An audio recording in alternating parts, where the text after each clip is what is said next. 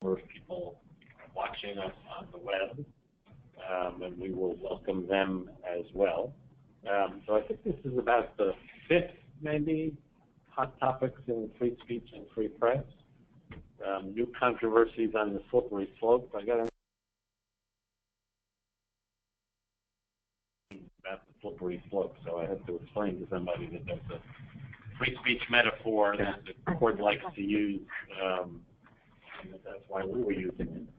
Anyway, thanks to the American Bar Association section of Civil Rights and Social Justice and the wonderful staff of that section. Tanya and Paula are in the back, and there are other people preparing the reception for you in hidden rooms down the hallway, and we thank them all for their hard work and for making this possible. We have a lot to talk about. We will try to leave time for questions at the end, and we would encourage people on the webinar. There's a question feature on the webinar so that you can push a button and submit questions, and Paula will be checking periodically to keep track of those questions when we get to them. I'm just briefly going to introduce the panel and we'll jump right into our hot topics. On the far right, which is totally inappropriate, for my far right, left for the audience. All right, so it's appropriate for you and inappropriate for me.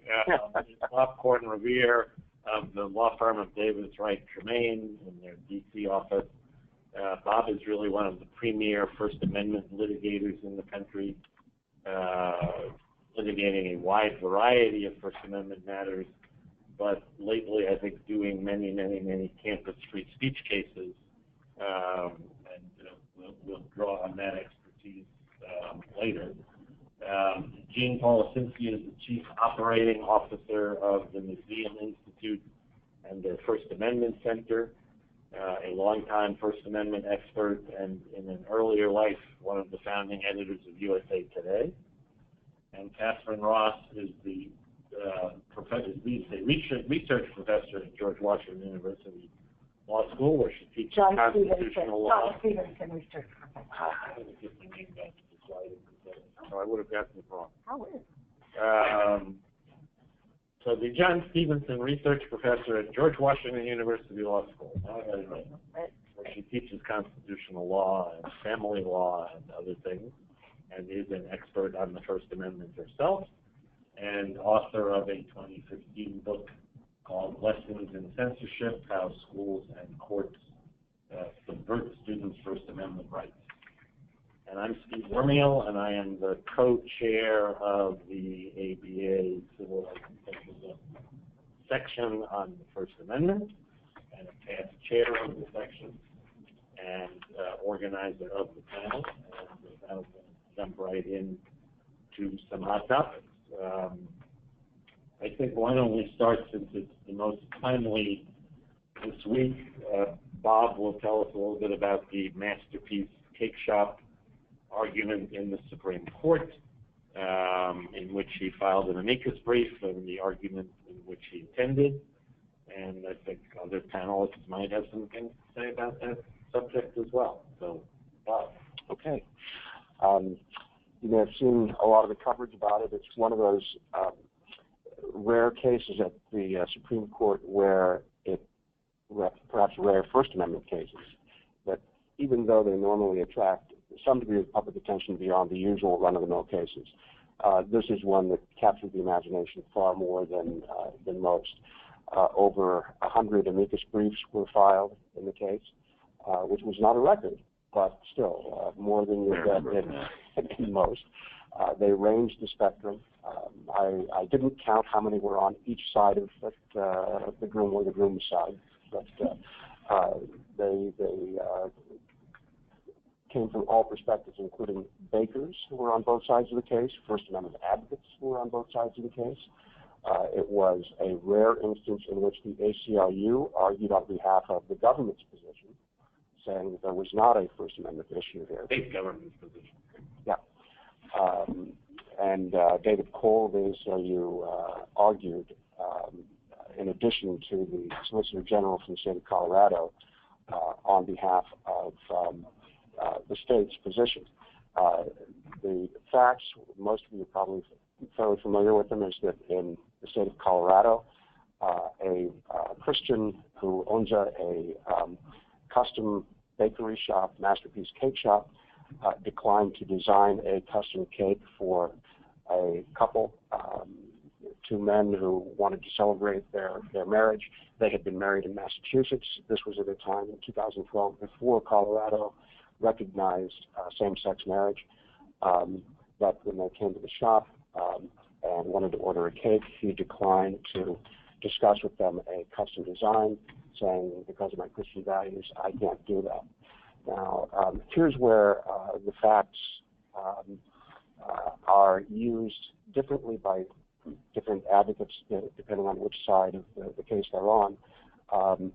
Phillips then offered them to sell them anything else in the shop, or a cake for another purpose, or anything else. So it's not a refusal to serve case. It's not akin to cases during the Civil Rights era when people were simply told to leave the lunch counter.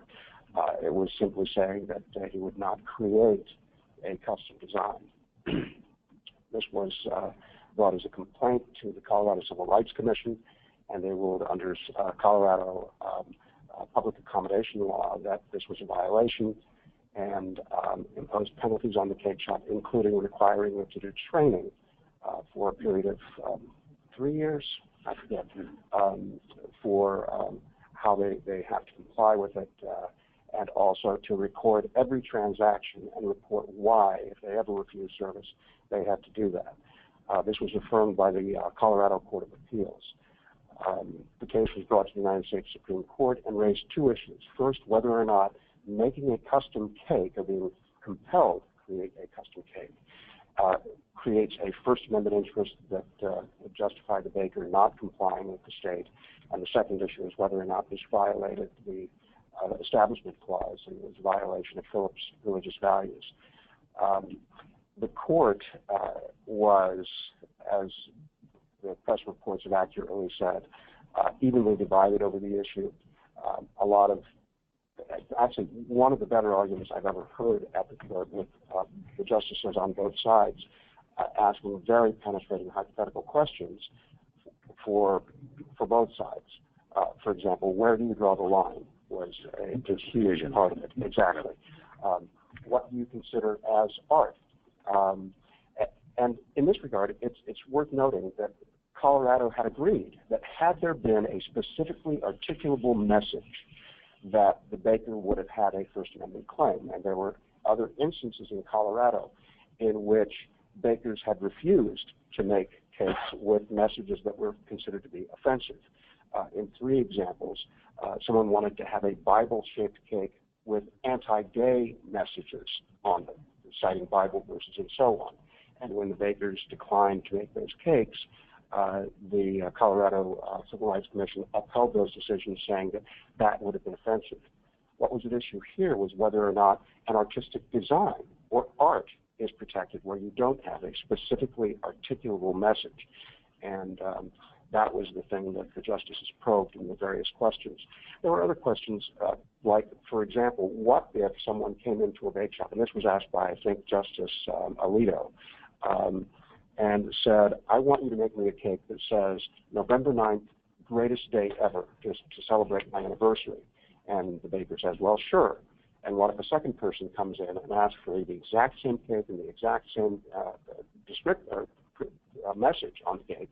And the baker says, oh, are you celebrating your anniversary? And the person says, no, I'm celebrating Kristallnacht. And so, the question is whether or not, if you announce that you're doing this to celebrate Nazism, would the baker be within his rights because he doesn't like the nature of the celebration? So a lot of very difficult questions for the court to grapple with.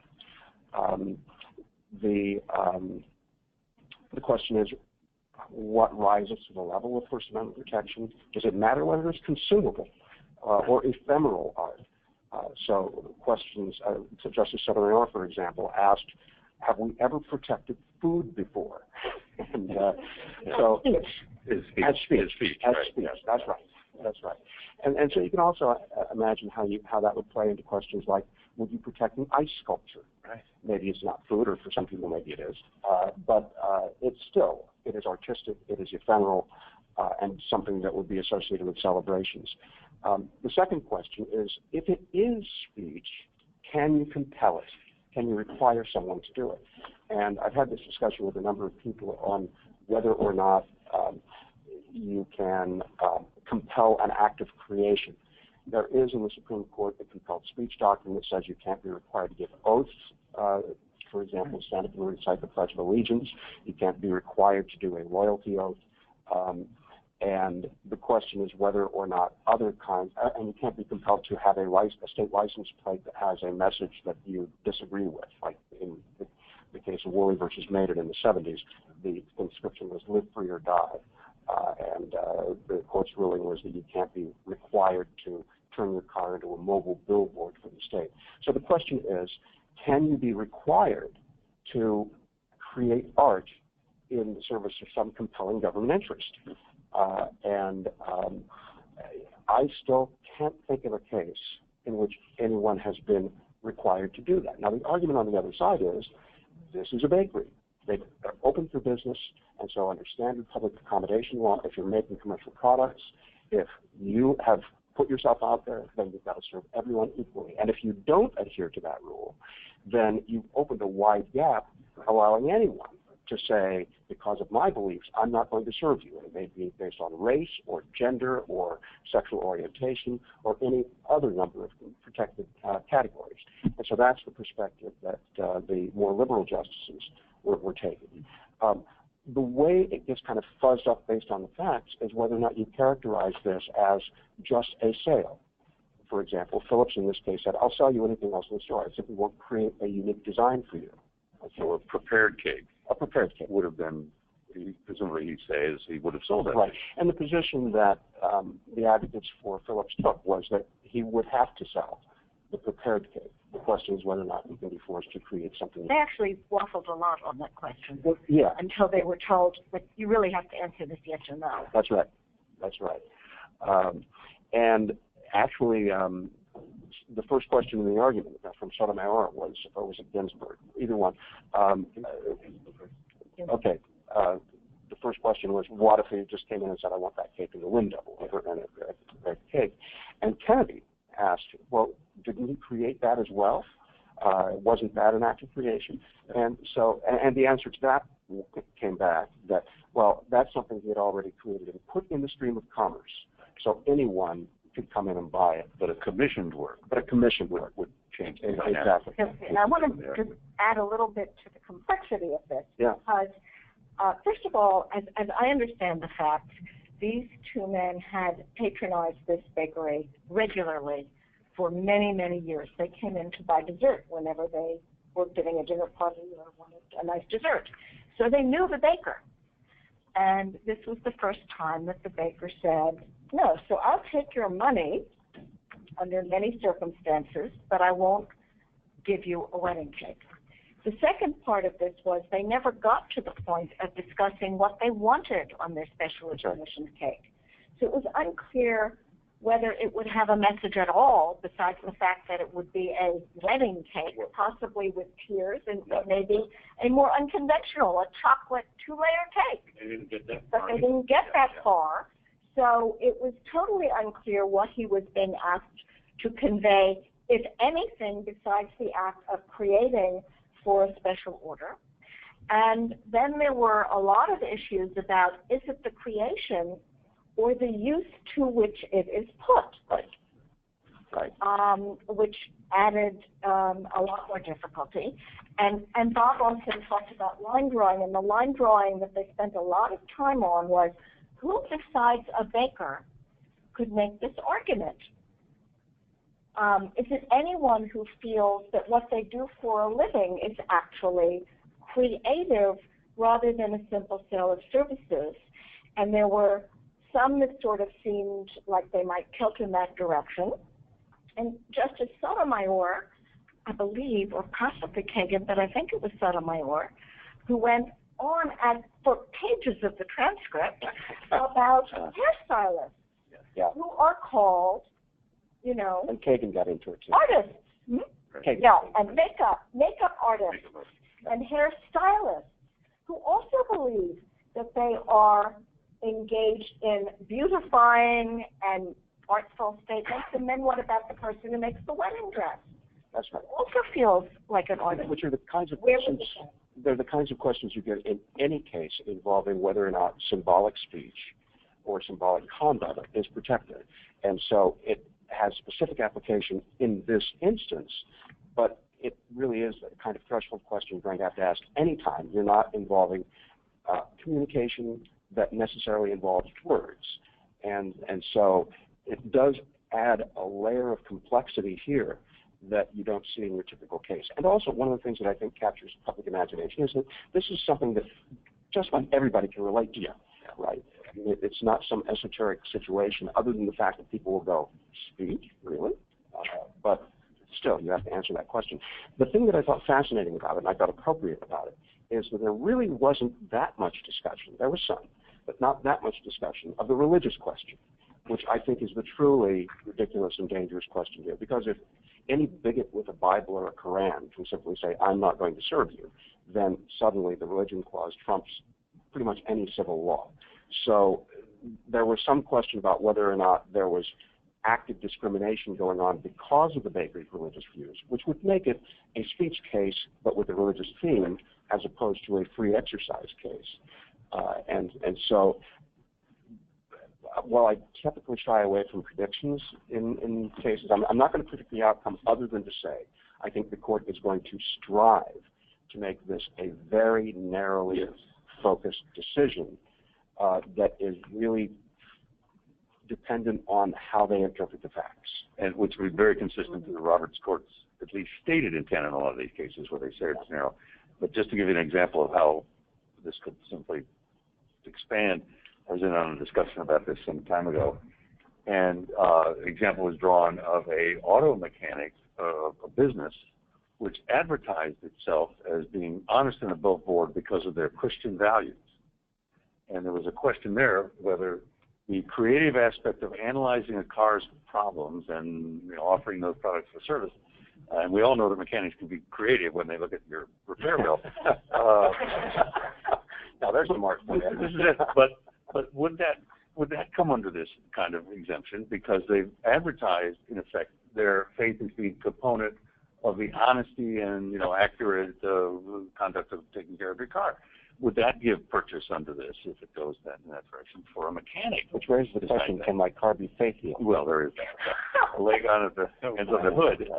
But again, the Roberts Court has this proclivity of saying, when they finally reach a decision, only very narrow. Well, and even in very socially divisive cases, like McCullen versus Coakley, which was decided 2 or 3 terms ago, involving protests outside abortion clinics, or what we call sidewalk counseling, where I can't remember before that a unanimous decision in an abortion protest case. It just doesn't happen. And yet the rights of the protesters was upheld unanimously, even though there were separate opinions in the case. So this court... Beyond the risk that no matter how narrow the court tries to make it, it is going to be stretched, probably in either direction. I think it's a very significant case because it is a culture wars case. Yeah. And the religious right in the last decade or more has said that notwithstanding all the victories they are winning in establishment and exercise cases, that their best weapon is free speech, and that they're going to rely on free speech to expand their religious rights, practice, and influence. So this case has ramifications far beyond even those that are immediately obvious. If the court stays away from the Establishment Clause, which I hope it does. So bottom line is we don't know whether it will be decided as an anti-discrimination case or a compelled speech case, and which way it goes will depend on Justice Kennedy. I would predict that it's going to be decided as a compelled speech case rather than as an Establishment Clause case, but there may be a discussion of religious elements. I mean, the Supreme Court did that in the Rosenberger case versus the Rectors of the University of Virginia, where it was discrimination against a religious publication, and even though it was a religion case on that level, the court decided it as a viewpoint-based speech discrimination case. All right, why don't we move on? Catherine, why don't we turn to you and talk a little bit about the whole Take a Knee movement and how that fits into our interest in free speech. Or not. Okay, so this is one of those popular topics that has gotten a lot of national attention, obviously, and that is, to a very large extent, completely misunderstood, because the football players are employees of private enterprises. Professional football is a private enterprise. Congress shall make no law. The First Amendment only applies to the government and to state actors. There is no state action when professional football players take a knee and are penalized for it or not. So the first thing you need to make clear to everyone is there's no First Amendment right for an employee to say whatever he or she wants. And in fact, our employment laws are very clear that people can be fired for their expression, both on the job and off the job. And in fact, some of the federal labor laws, anti-discrimination laws, require employers to fire people for what they say on the job, if it is discriminatory, hostile, and so forth. So much of the commentary is completely misplaced. But then you can say, well, what if football players worked for teams that were owned by the government? Then, following up on the compelled speech doctrine, there is no question that they would have the right to refrain from the assigned response to the Pledge of Allegiance and the singing of the Star-Spangled Banner, because that is requiring them to express things that are not in their hearts and minds. And that's, again, the Barnett case. You do not have to participate in the Pledge of Allegiance and, by extension, the national anthem and other patriotic ceremonies that do not express your own views. I would also say that despite many of the charges that have been lobbed at the protesters, the players, kneeling is an extremely respectful act. You associate it with things like prayerfulness. They are focusing their attention, and by extension the attention of the people in the stadiums, to what is going on the field, which is the patriotic ceremony. They are silent. So there may be ways that players could respond to a patriotic ceremony that would be so disruptive that the state would have an interest in constraining them, but that is not what's been going on this year or last. Can I ask you a question? If we were talking about a publicly owned team, would the players be fired for refusing? No. No, they could not. Thank you. Because of what I just said about compelled speech and the fact that they were not interfering with this, they would have First Amendment rights to refrain from speech in promotion of their own consciences. And I would also say, going back to symbolic speech, so somebody might say, well, who knows why the heck they're kneeling? What does that express besides that they don't want to participate? And actually, I think most people today, with the coverage they've had, understand exactly what they mean to convey, because Kaepernick made very clear why he was kneeling, and he was kneeling to call attention to the deaths of black civilians at the hands of police and to general conditions of inequality. So the players who are kneeling today, again, notwithstanding what their critics try to place on their shoulders and saying it's anti-patriotic, it's against the armed forces, no, it's about persistent inequality that is so pervasive that it can result in undeserved death at the hands of law enforcement. And people understand, just as they understood during the Vietnam War, what the black armband meant. It meant I'm protesting the deaths in Vietnam and the war. It is symbolic speech that the speaker understands and expects that when he kneels, those in the audience will understand what his comment is about. It's gotten a little bit muddy because now there are players who are kneeling to support other players and their right to kneel. Yeah. I don't think that completely eviscerates the communicative aspects of the symbolic speech, but it does make it a little bit more complicated. So if professional football was something owned by, the state of Idaho has a team, it would be bound by the First Amendment. And there is a narrow window to make it a First Amendment issue. I was just checking something I read. Coercive state power. Yeah. Which is Trump. But I think the component that's lacking now is the widespread firing of players by the owners in response to Trump's criticism. Forgive me. Yes. It's a very narrow window. But I agree with you. What? Yeah. I mean, an owner would have to say, I'm firing these players because Trump called me and I'm acting the next morning. Yeah, although the pervasive nature of Trump tweets these days with 30-odd million might create a little bit more. I completely agree with that. And I think the violation of our free speech norms by the president is one of the things that, of course, has added to the attention being paid to this, and it's something that people who care about freedom of speech ought to condemn. Because when we developed a doctrine, but implicit in the doctrine is the state can't censor you, but private employers can. The assumption was that private employers were acting on their own volition and would have a choice about what kind of employers they want to be. And there's a credible threat, either a threat of government punishment for the leagues or the threat to withdraw a benefit, and the leagues then take action because of that threat, then there would be coercive. And the only thing I've left out of this, because we actually don't know the specifics of what's in the players' contracts and what that says about their right to participate in political activities and so forth, there may be other things that I'm glossing over and that really aren't public.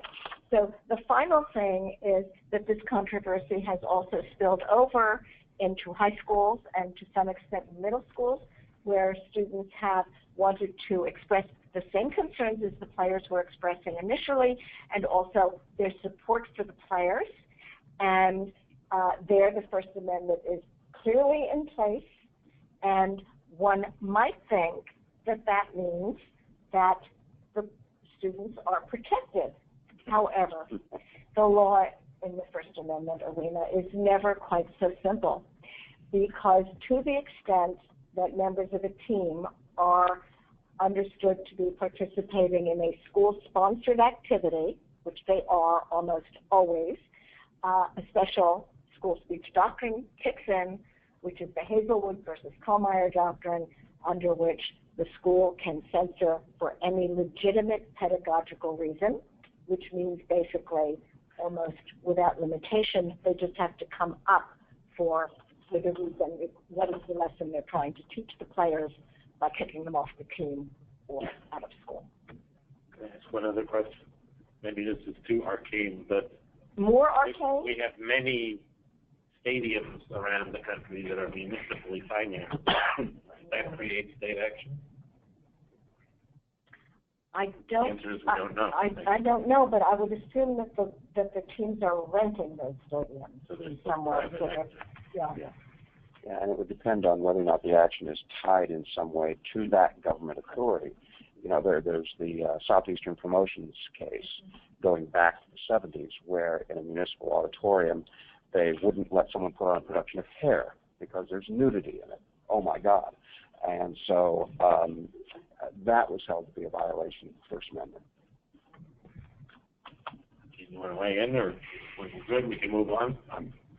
That one's. I want to tell people on the webinar that we are getting your questions and keeping track of them, and we will get to them in a while.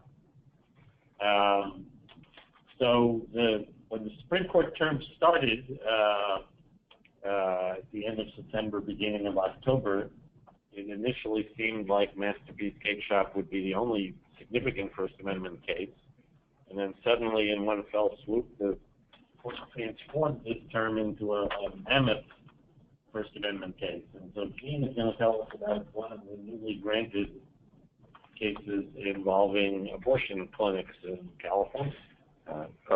Essentially, what this is a requirement in the clinics that are defined as pro-life to post information about the availability of abortion services that they would not normally have on display in their office, complying with a California law that requires that kind of information in a very broad-based way on all of these clinics. And the argument, of course, is, I just actually called up one of the litigants, Supreme Court weighs in on California law that forces pro-life centers to promote abortion. And so the question here, again, is this compelled speech, and is merely a notice of availability of information, move it again into a compelled speech issue within these centers that would otherwise not refer women to, in fact, which exist for the very reason to not encourage women to seek these things. So again, you're going to come in, there's echoes of Masterpiece here in a way about compelled speech, A little bit. and somewhat government speech doctrine also as well. It's somewhere in between, because the Ninth Circuit relied on something called the professional speech doctrine, which is sort of nascent. It's sort of a developing area that is related to, but not exactly like commercial speech doctrine, where certain businesses can be compelled to do disclosures. But the Ninth Circuit has 3 other commercial compelled speech cases that are percolating right now, and it's all over the board on those. And so it's interesting that the Supreme Court just decided to take this one up. And again, I think the issue here, as we've seen in tobacco cases, 2 more cert petitions are coming. It's coming, I don't doubt it. But again, I think this speaks to the point you made about Masterpiece, where this argument now is, instead of the classic First Amendment cases of the last 50 years, freedom to, it's going to be freedom from. This is one of those that's going to help define that doctrine in a way, because it's going to be this protection from an actor, whether it's litigants in Masterpiece or the government in California, requiring something as innocuous as a mere notice of availability of information. I mean, they're not really required to promote abortion, as despite the case. Yes and no. I mean, it's a variation on this sort of developing doctrine, the government speech doctrine as well. To what extent can the government use you as its billboard for promoting a message for some other issue or product or service that it wants you to be aware of? And so it's conscripting one entity in service of another, or simply in service of some paternalistic message.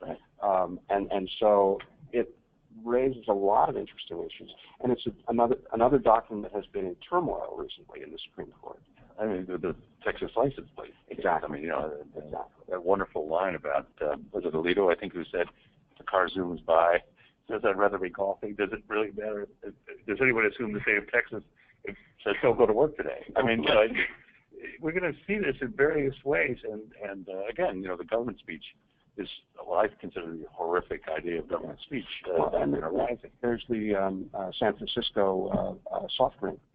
That whole layer. American Beverage Association versus San Francisco, where the city adopted an ordinance that required billboards and other messaging for sugar-sweetened beverages, as defined by the ordinance, to spend 20% of their space saying that consumption of these products leads to obesity, diabetes, and a series of other things. And it says, a message from the city of San Francisco. Now, this raises 2 questions immediately. One is, if it's a message from the city of San Francisco, why doesn't the city of San Francisco buy its own damn billboard? Doing my soft drink, And the second question is, what's missing from that disclosure? And obviously what's missing is it only selects certain kinds of beverages. It doesn't say anything about whether it's overconsumption of those beverages.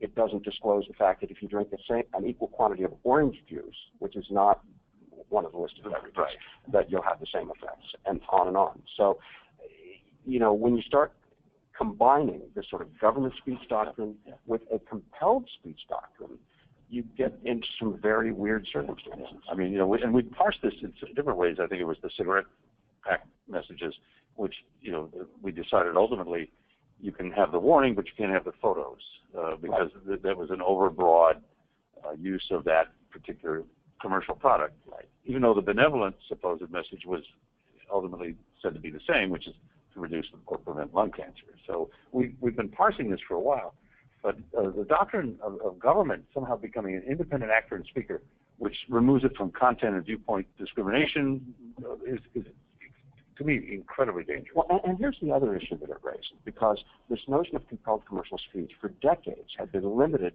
to, you can compel certain disclosures for a limited purpose of preventing deception. Right. And a fraud. And only then, if it's not too burdensome, if the information is factually correct and not controversial. And courts in the last few years have begun to move away from that a bit. And the trend, at least now in the Ninth Circuit and the D.C. Circuit and one other, I guess, the Sixth Circuit, is that it isn't limited to this non-deception issue. And the upshot of that is that the 30,000 state and municipal governments around the country can decide whatever issue they think is sufficiently important to say, oh, and we want you to put that on your billboard too. And so if it doesn't have to be related to deception, which makes perfect sense if you think about it, because if you're advertising a product and you might be deceiving someone, you can take on an obligation to at least not deceive them. But if it's just any other message that the government thinks would be a handy thing to know, that raises a lot of other implications. Can I just say something? I'm so glad you went to deception in this context. And here I'm going to break one of my rules, which is, like you, I try not to prognosticate about what the Supreme Court is going to do. But one of my concerns about this pending case is that the court took it so they could do an end run around Casey, the abortion case. Casey requires that the government may mandate doctors and abortion clinics to provide messages that are truthful. But the truthfulness part of that has largely disappeared from the jurisprudence. And I have a fear, I can't document it, that the court took this case and will uphold the California requirement in the context of forcing this information on clinics that don't provide medical services and that oppose abortion and that are trying to mislead women, and then use the doctrine from that to uphold state laws that require doctors to give misleading, deceptive messages to pregnant women. That's really Machiavellian. Yeah, but in today's world. Now, where is my So mind? normally I try to predict just one case, not two. Yeah. You mentioned the professional speech doctrine, and this relates to what I think is this fascinating Florida law about guns. That doctors. Right. Florida has a law that says, if I have it right, that doctors can't talk to their patients. Yeah, because there was a movement of doctors trying to consider the number of guns and the use and the misuse of guns as a medical issue, and this precludes them from bringing that up in any way. Circuit upheld the Florida law. Right. So was that on the grounds of professional speech? What's the opposite? It was. Well, the state can regulate. Right. That was the idea. And so far that doctrine has been really very loosely, if defined at all. And there was an Eighth Circuit case we tried to get the Supreme Court to take that didn't, where a nursing student was expelled from his program because he was rude on Facebook. Right. And so he was expelled because the school said he was not acting professionally according to the professional speech doctrine is actually less about state regulation than about the regulation of professional groups like the American Bar Association or your state bar association can say, you want to be a member of our state bar, you cannot engage in racist speech. But it's still state action. It's kind of on, it's a, if it's it's professional license. To the state courts, but it's and rooted in not, but it's not quite the same as the state of Florida saying what a professional has to say. All right, let's get to something. Let's turn to a simpler topic. Really? Our President Trump's tweets. That's a simple symbolic. Yeah. Well, the issue, of course, is has he taken private ownership, a company, Twitter, speaking out as a private citizen, but when he declares state action, has he turned it into a public forum? And therefore, is it subject to, he can't, for example, block those who would be critical of his tweets, which is really what... In the context that there are a couple of lawsuits that have been filed by people who were blocked by the president from his Twitter account. Yeah, and it's happening at the state and local level as well. My colleague Lisa Zuckerman has a case in Maryland against Governor Hogan where he was basically systematically, according to the complaint, deleting text that were critical. And so the question is whether or not he has created a public forum by using a privately owned social medium for a public purpose.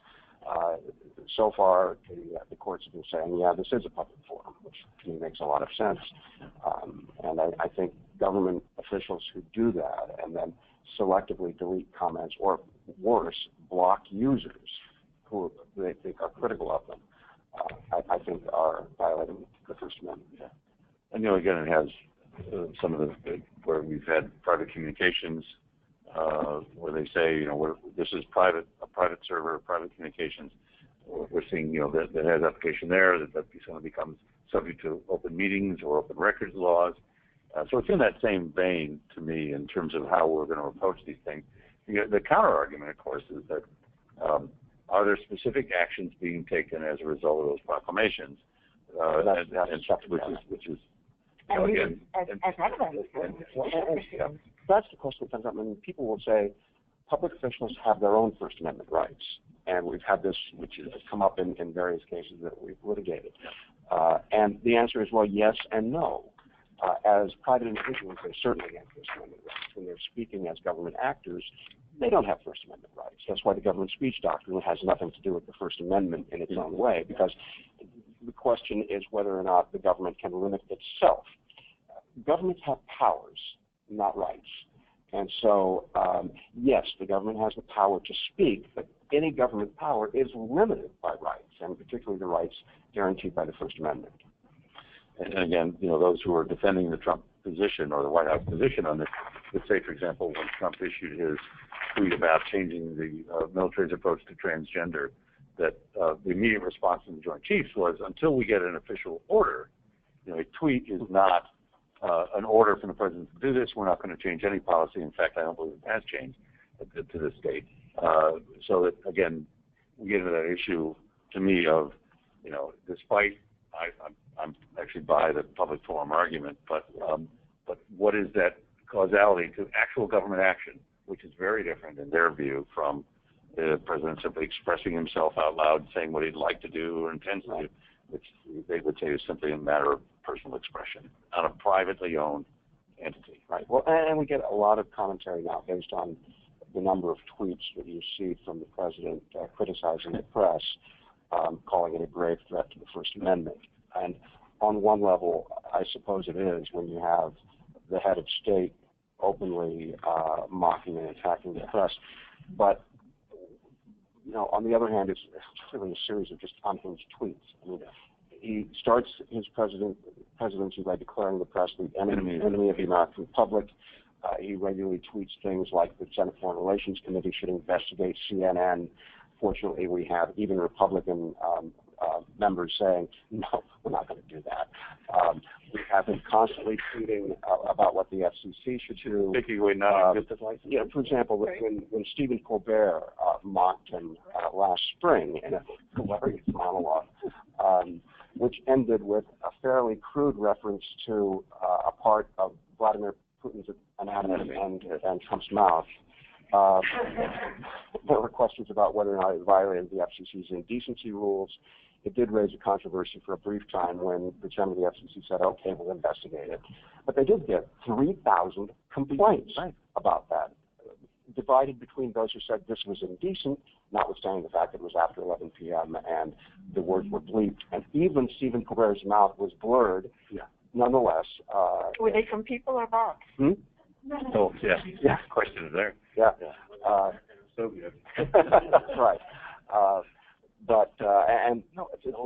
other complaints were that this was a homophobic remark. But in any event, the FCC dismissed the complaints within about 6 weeks, That's easy, which quickly. in FCC time is a nanosecond. I mean, This was never track shoes on, running down the hall.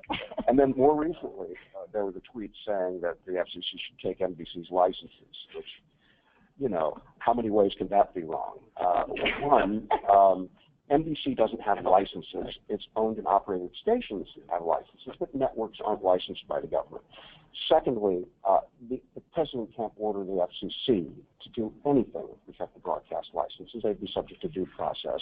And if the FCC were foolish enough to act based on a presidential tweet, the courts would make rather short work of it. Well, short work of it. Something like that would take years, and by then Trump's going to be long gone. And so it's really no threat to the First Amendment other than the fact that we have a president who doesn't know what it means. One of the more interesting comments on that was that even Richard Nixon had the decency to discuss that type of action in private, which was an interesting comment, where he did suggest, and in fact, I think there was actually a challenge by a sort of motivated third party to some of the Washington Post O&Os. That's right. But, it was an interesting reaction.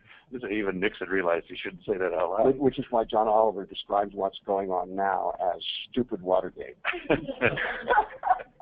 All right, so every time we do one of these panels, it seems like the issues over campus speech get more pronounced and more widespread and maybe more controversial than the last panel. So all three of my co-panelists have an interest and expertise in this subject.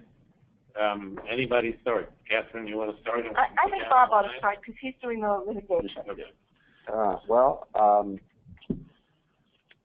Wow, it's almost impossible to keep up now with the number of controversies that are happening on college campuses. There are the ones that we're actually litigating right now seem to be almost ancient history, stories from a bygone era, because the ways in which the issues are presenting themselves is changing so radically. Actually, in one of our previous Hot Topics panels, we talked about measures that are being adopted in the wake of Trump to restrict public demonstrations. And many of these were adopted by conservative lawmakers to restrict progressives who are demonstrating publicly. Now we're seeing measures being put forward to restrict right-wing and alt-right demonstrators on campus. So we're seeing those kinds of measures being adopted from both sides, just depending on political positioning. One of the things that I thought was very interesting was about 2 months ago, the University of Wisconsin Board of Regents adopted a provision that said that anyone who was disrupting a speaker on campus would be subject to campus discipline. And that was instantly decried by most of the progressive speakers who were in favor of, or at least supporters of Antifa or sympathetic to some of the things that they do in disrupting conservative speakers, saying that this was an anti-free speech measure, which I think is emblematic of how confused these issues have gotten. If you go back to 1974, Yale looked at these very issues when you had a lot of campus unrest and came out with the Woodyard Report on free expression on campus. And one of its principal findings was that for free speech to work on campus, certainly you can protest about that, but anyone who is disrupting free speech is committing a violation against the rules that can be enforced. And so it's really an application of that principle. And as with any regulation like this, it needs to be precisely drafted and carefully implemented so as to not tilt one way or the other ideologically. But the principle of preventing people from disrupting a speaker, letting them have their say, and then you can protest that separately without disrupting it, is something that actually should be upheld. I agree with Bob that the Woodward Report, which I recommend to everyone, remains the gold standard on how campuses should respond. And it is amazingly topical today because the concerns were almost identical. Some of the incidents resemble exactly the one that triggered that inquiry. I think another thing that has really changed in the last year since we last talked about this has to do with Charlottesville and concern about violence. So two things about that. a year ago, we assumed that disruption would be a little disruptive, but we didn't anticipate, or the American public, commentators didn't anticipate that there would be a calculated effort to kill people at a demonstration, and not only to kill, but to seriously injure. People tend to forget or not talk enough about that more than 50 people were injured, some of them very seriously. Nonetheless, Charlottesville, which has come to symbolize a sort of a shortcut summary of campus demonstrations, wasn't a campus demonstration at all. It was a demonstration aimed at a decision by the city of Charlottesville taking place off campus with a permit that a court ordered the city of Charlottesville to award to the demonstrators. And people have tended, and there's so much, misuse of information here, just like with the Muellers, to just ignore that and say whenever there are right-wing speakers coming to a campus, we run the same risks that we experienced in Charlottesville. Nonetheless, it has changed the atmosphere a lot, not just because there are the anti-fascists who are coming, some of them looking for a battle, but certainly the white nationalists, the racists who are announcing, come and do damage. Why do I say that that's what they're announcing? Because they went online for places like Texas A&M and University of Florida and said things like, last week Charlottesville, such and such date, University of Florida, and that was not a heavily coded message. If you're a right-winger, a Klan supporter, and you're looking for a fight, meet us at Florida. So nonetheless, campuses have learned a lot. There have been some very good reports about what UVA did wrong because they knew that this demonstration was going to be just off campus. And they received warning from some community activists and people who had been on social media and seen some of the things that were being said by the planners. And they just sort of said, we don't think it's going to be a problem.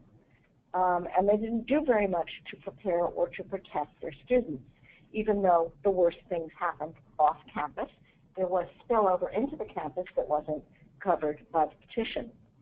And in light of that, places like the University of Florida did things very differently. In fact, they sent a team out to Berkeley to see what Berkeley was going to do when Milos came back. And Berkeley handled it brilliantly because they didn't give Milos a permit, but they let him talk in Sprout Plaza and almost nobody showed up. The problem, which is the right response to not just speech, just ignore it. Yeah. But they spent hundreds of thousands of dollars on security just in case. And Florida spent huge amounts of money on security just in case, but they learned. So what they did was they gave the permit that they had to give way off in a corner of campus that was impossible to get to. They blocked off roads so no one but their own law enforcement could drive a vehicle, so that if there were protesters, they would be safe at least from the kind of attack that took place in Charlottesville. Lots of people got tickets to the Spencer event who Spencer did not realize were not supporters and protested inside the hall, which is perfectly fine. And so it was a big non-event, ultimately. And one of the remaining, what do universities need to do to balance the rights of speakers, the rights of members of the university community to be safe and to also engage in counter-speech, and to preserve the physical safety of faculty, students, and staff, and what amount of resources can they be expected to spend, and who should be responsible for those payments? And that's something where I think Bob and I may not be on all fours. Yeah, well, interesting. We should explain. I don't know.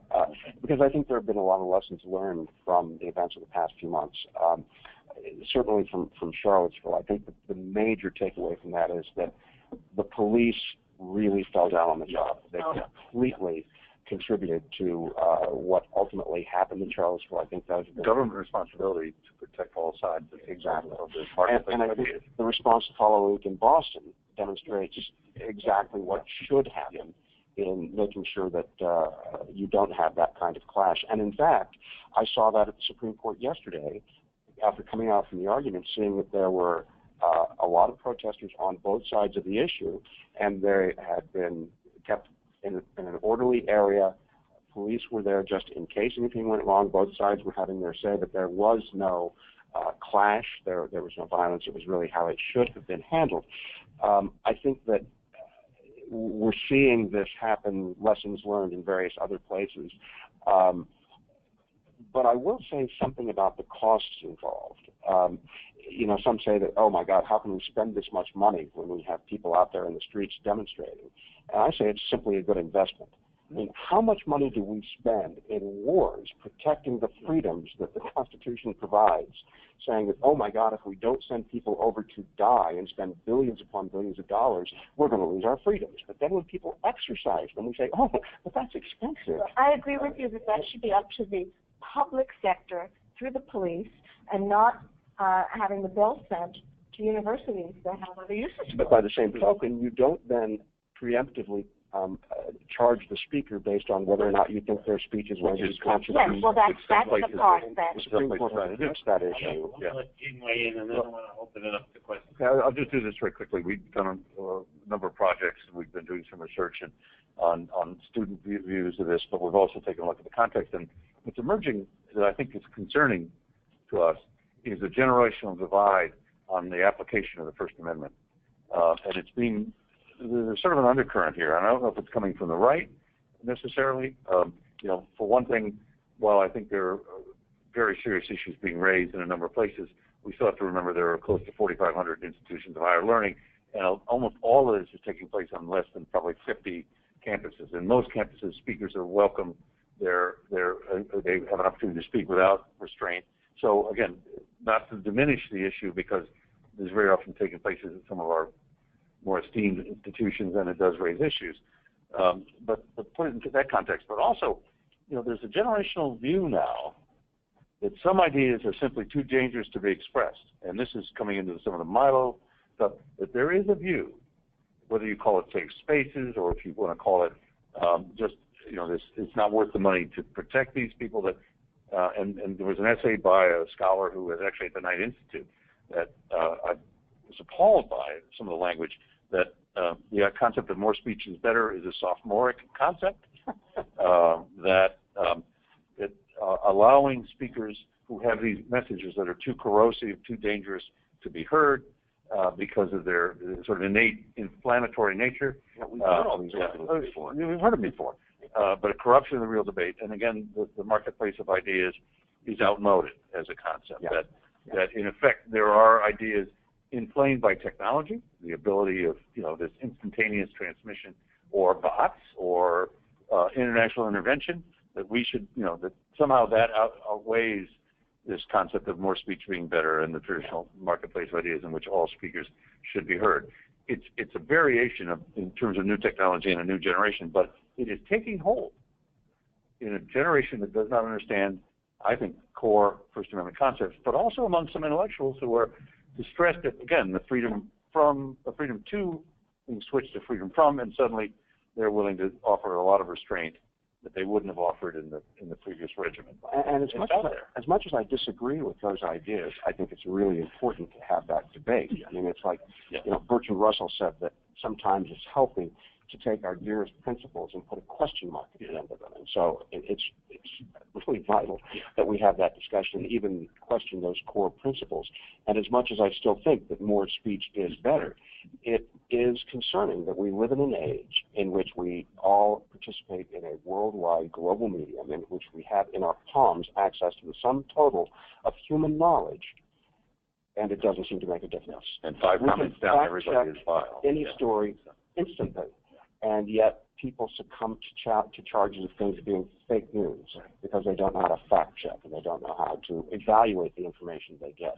So more speech is better if people are quick to understand it. Maybe we are the weakest link in this chain. Yeah. But the theory that not just more speech is better, but more people speaking is better. Which, I'm going to open it up to questions. well done, nice segue.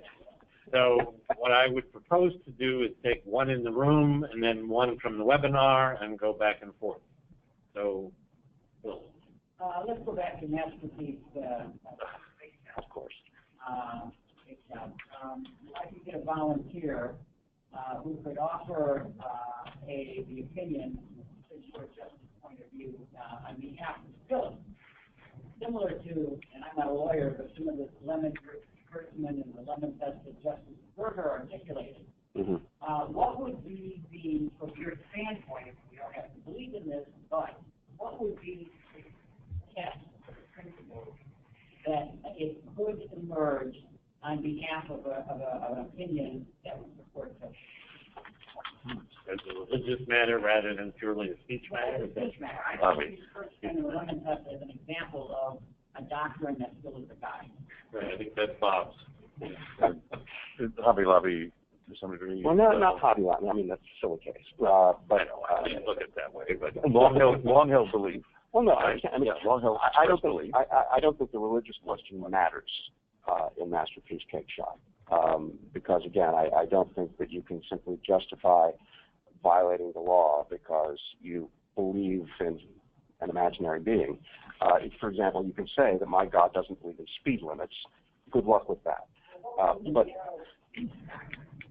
I think the narrow speech doctrine would have to be that you evaluate the activity involved, and maybe even very narrowly, whether or not it inherently involves a creative act, whether it involves some kind of symbolic speech, and secondly, whether or not you can be compelled to do that. And you may have to have a series of cases about different things, whether the hairstyles issue comes up in a subsequent case or not. I think you would have to look at the facts of this case. Any of these cases would be very fact specific, and determine whether or not that satisfies the test for whether or not it is speech and or expressive and such that it is protected by the First Amendment, and then whether or not what the state is requiring is compelling that. You would have to analyze that in connection with state accommodation laws and see the ways in which the constitutional principles that you are enforcing affect or balance against those state interests. I can imagine a set of facts. They're not the facts of this case. And that would be the baker says, I'll make a cake for you. And I understand you want to use it at your wedding. And they say that, you are a very famous, creative cake baker. And we just want to give you general guidance. We'd like you to come up with your own design. But it has some elements that we require. One is that the cake make it quite clear there are two men in love who are getting married. So, the little bride and groom thing, we want that for two men in the most imaginative way that you can come up with.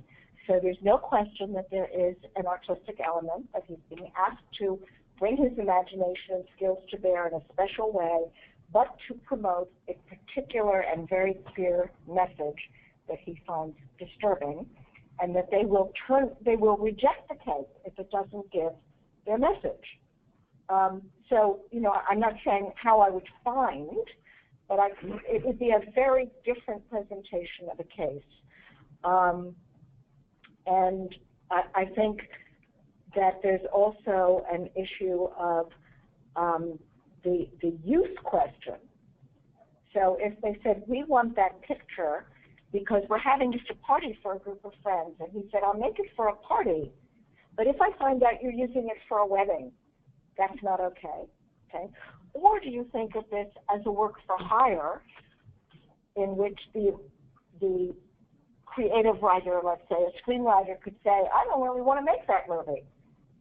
So this is public accommodation. It could look something, it could look different and look more like a work for hire if the baker, let's say, worked out of his home rather than out of a bakery open to the public. Yeah, but these were the kinds of questions that the justice explored in the hypotheticals. Justice Coercive, for example, said, what about the baker who's asked to make a cake with a red cross by one customer, says in celebration of the international organization that does humanitarian work, or what about the second customer who says, I want a cake with the red cross because I want to celebrate a clan gathering, right? Can you sell the cake to the first person and refuse the second? And so, again, and what if they don't tell you when you later discover that before their event, can you come back and say, I'm going to give you your money back? I'm the baker. I never thought you were going to use it that way. Let's take one of the questions from the webinar. Paula Shapiro, the Deputy Section Director, is going to give us the questions from the record.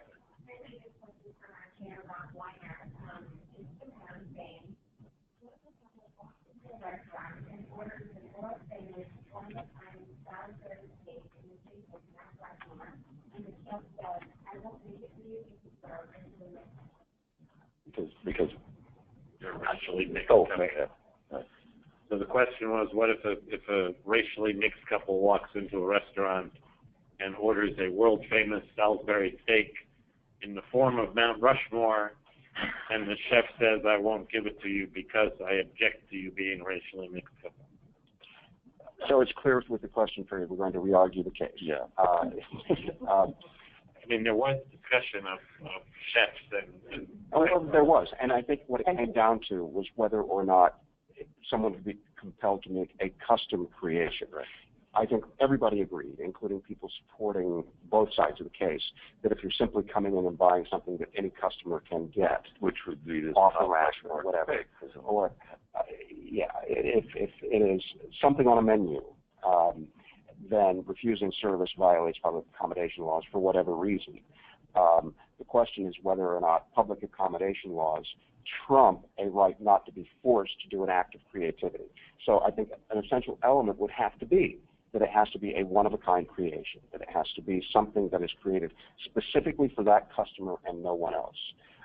And then the question becomes whether or not whatever the protected category you want to use, whether or not that trumps the right guaranteed under the First Amendment. But the anti-discrimination argument was if you would bake that cake for a white heterosexual couple, you can't refuse a commission to make that cake for an interracial couple. Well, the key question is saying that cake. Commission cake, specially creative cake. Right, that's what David Cole was arguing, was you can't say, I'll bake that special requested cake. I understand that, and both in the not the hypothetical, in the cases the Colorado Civil Rights Commission decided, and in the hypothetical that Catherine posited just a few minutes ago, the answer would be the First Amendment rights are protected if the message is specific enough. Right? That if you're saying, here's the message I want, it says X, then the baker has a First Amendment right. The question is whether or not less specific messages, or simply art, is protected by the First Amendment. I think that we would all agree that if the government wanted to prohibit someone creating a work of art, even if it said nothing, we would have a First Amendment problem, right? Because art is protected by the First Amendment, even if it is simply something that appeals to the sensations. So the question is, if you reverse it, because compelled speech is the mirror image of censorship, can you then justify an act of compelled speech, even if you have a very, very good state interest? Now here there's no question that you have a very, very good and compelling state interest. And the question is it compelling enough to engage in an act that is the equivalent of censorship?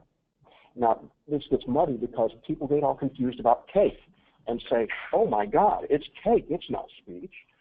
But that blurs the question because we protect all kinds of mediums, regardless of the palette on which to speak, yeah. Right. And exactly.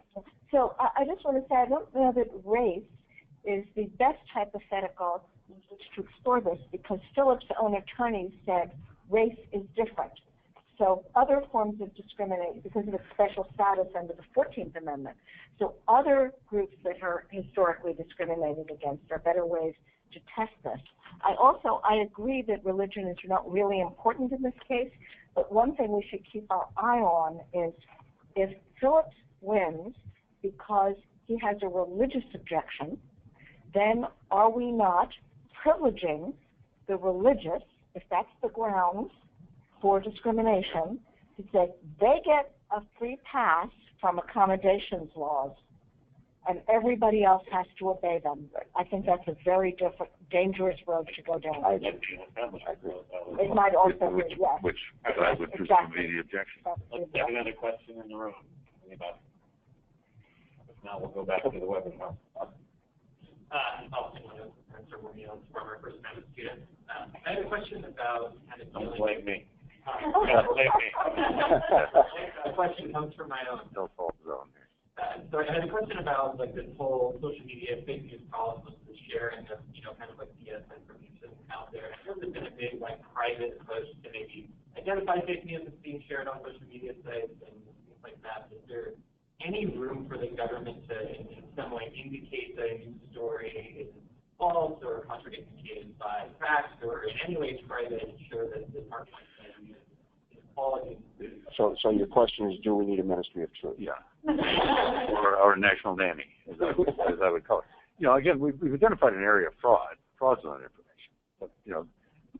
But government is such a terribly blunt instrument. Even if you say there's an interest in allowing the government somehow to do something like that, the speed at which it's impractical. I hate to almost argue that because I don't want to swear into the constitutional grounds, but the speed at which government would move to determine the truth. We deal with nanoseconds now in terms of the planet knowing information.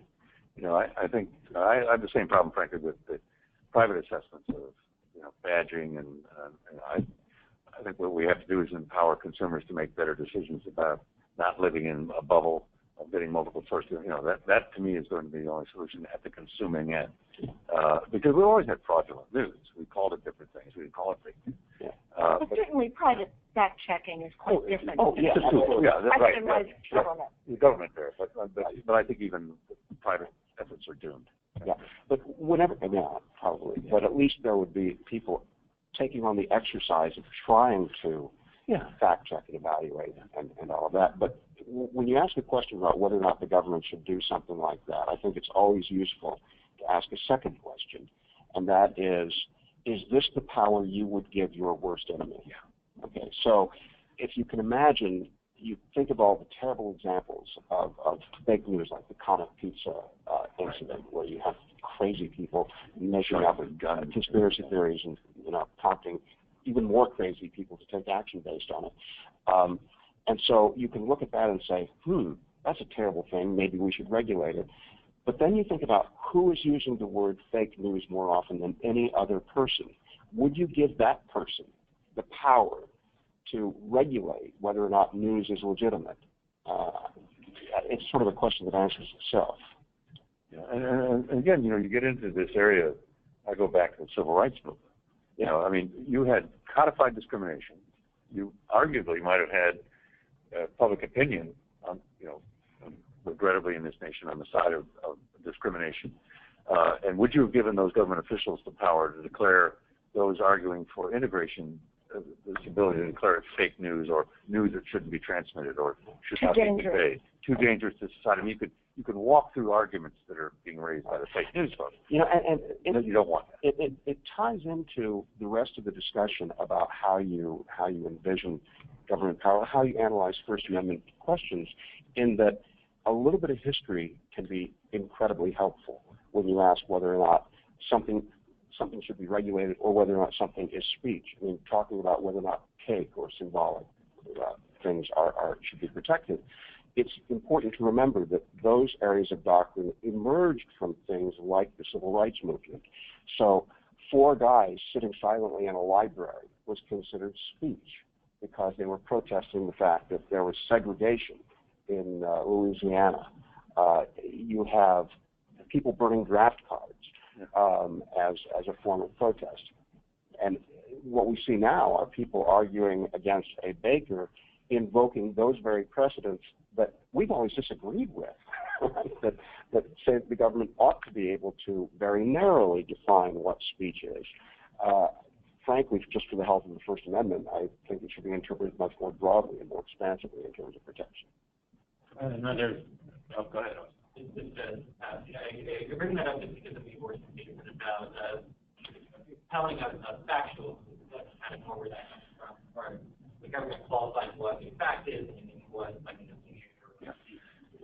because that seems to walk the line that they have to identify that something's factual before they can, compel that speech or that warning to prevent from the deception.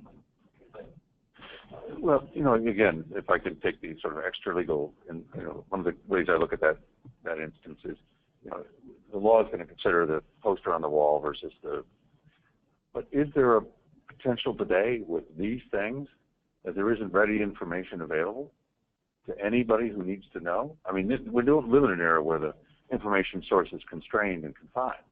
And so, again, I haven't heard this argued in this particular case yet, but I mean, again, I'm not taking sides in the abortion debate, but I think there's an issue to me of when you're compelling speech, regardless of the outcome. Is there a moment today in which people cannot receive information on virtually any topic? This didn't exist prior to the web and the easy access we have with these devices. And I think that's something that hasn't yet really been applied to some of these cases. But I mean, there is simply information now available in ways that, and broadly, to a large number of people.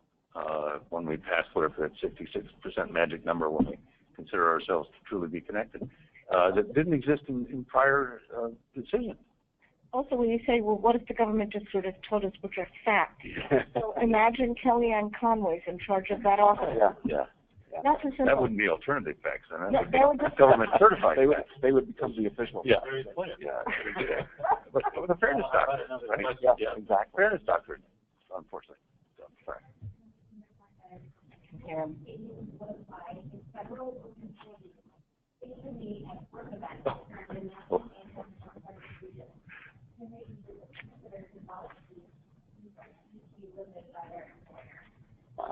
The question was if federal employees take a knee during the Star Spangled Banner or Pledge of Allegiance at work-related events, what kinds of what effects would that have? These are all like law school exams. I love this. I mean, this is great. Garcetti. Exactly, yeah, you're getting into a totally different doctrine. Garcetti and labor. I mean, this whole idea, can you, would it be seen as an expression of their principal obligations at their place of employment? At which point there is no protection, right, under Garcetti. And so if you read that as speaking for the Department of Housing and Urban Development or whatever it still exists, then you're going to get an entirely different analysis of take a knee. And yet, public employees have virtually no speech rights. Yeah. Although if you're simply gathering the workers in an auditorium and saying, okay, now we've got to salute, then you've got a good First Amendment claim because you are forcing them as citizens to do a symbolic act. So it would be different. In law school fashion, the answer to that last question was it depends. That's pretty much it. Depends on what box you And it's that time of year. Yeah. Do we have another question in the room? There.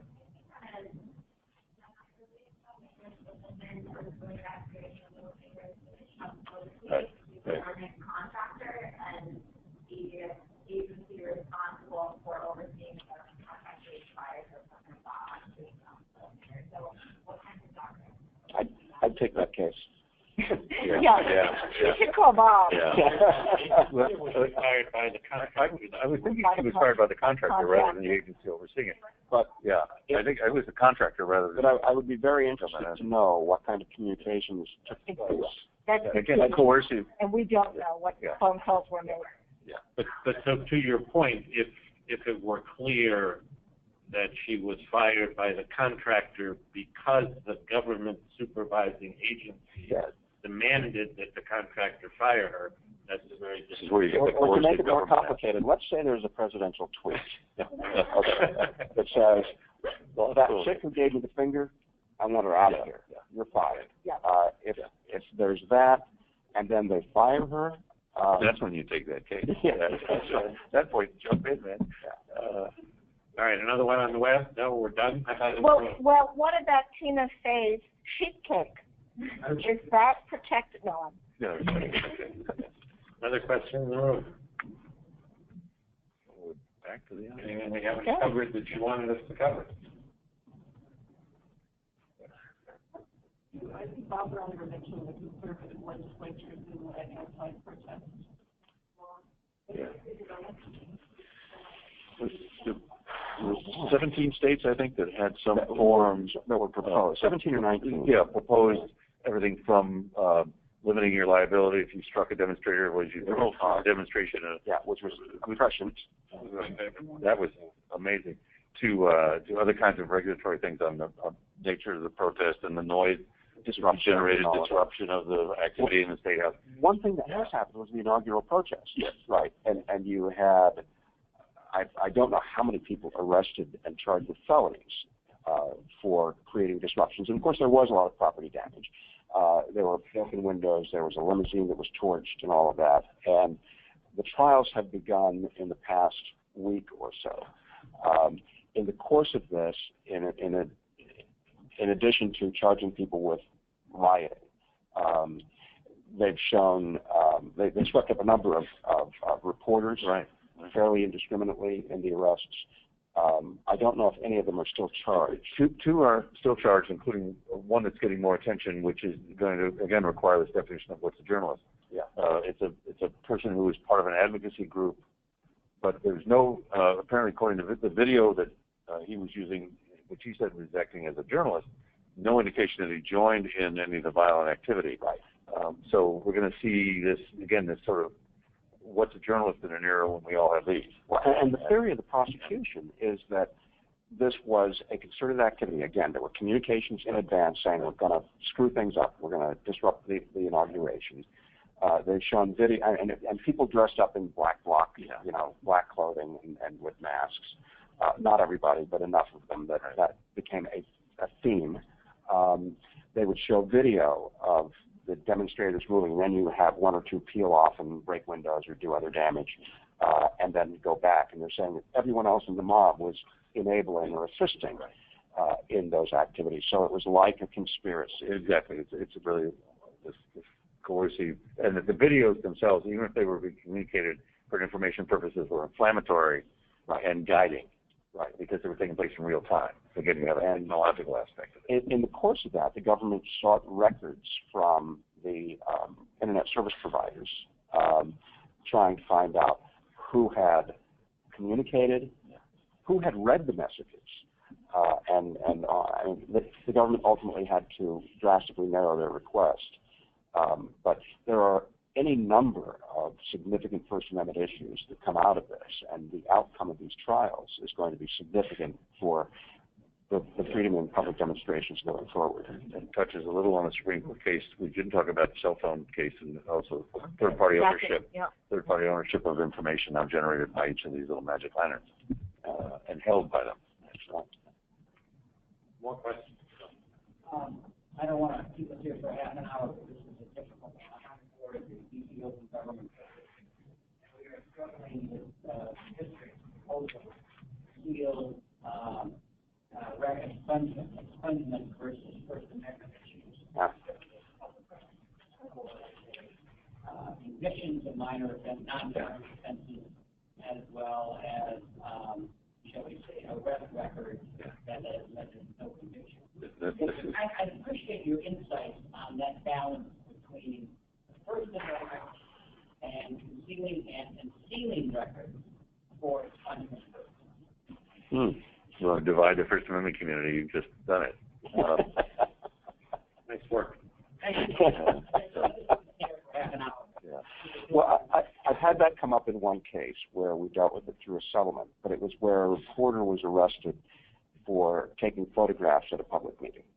And, obviously the arrest raised its own significant First Amendment issues, significant enough that the two different government entities, both the Park Service and district government, saw that they'd better not let that one go to trial. and so they were able to settle. But what we had to negotiate in the course of resolving it was getting the arrest records expunged, because obviously you're not made whole if in the course of being having an unconstitutional act perpetrated on you, have this trail that can still follow you for forever.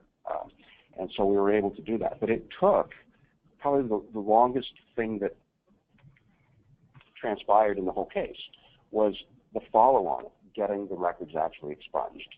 And that was time-consuming and bureaucratic, and we were able to ultimately resolve it. But it's not easy.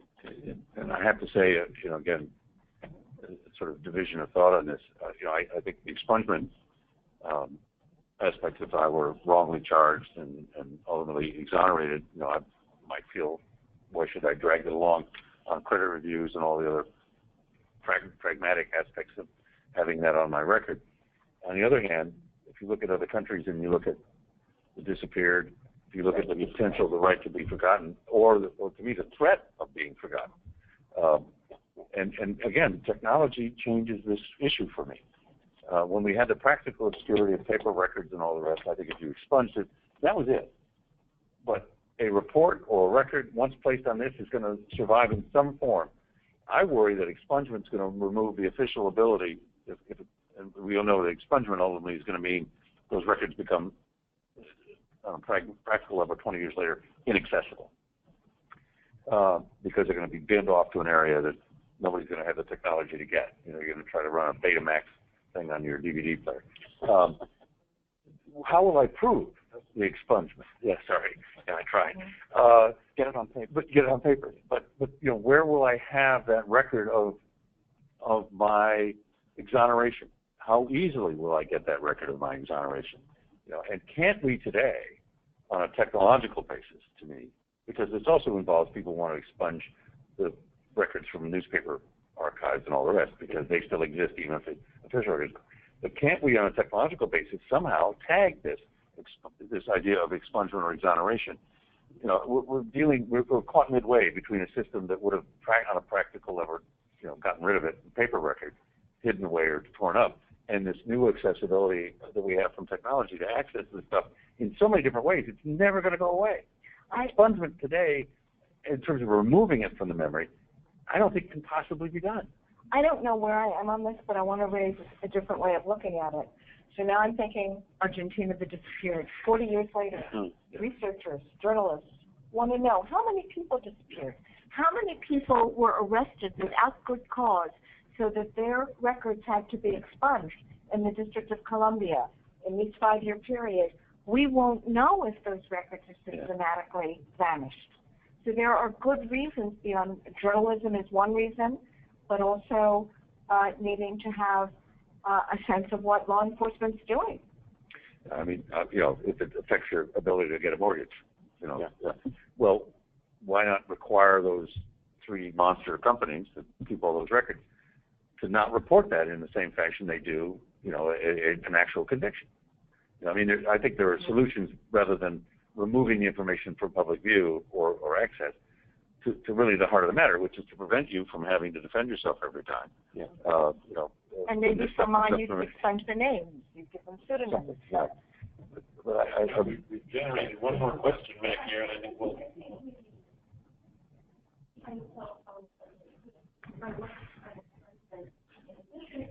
Because that is a legal picture of the marriage and life. Yeah. And can be accessed at some point.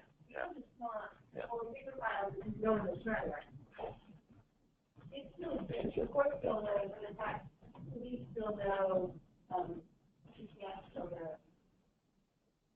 They don't think it. Yeah. I don't know much about technology, right? There's never included. There are 3 children of that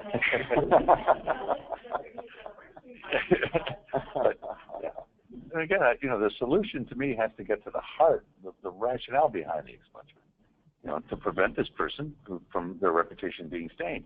Well, let's deal with how that stain occurs rather than removing the information from public view and hoping it goes away.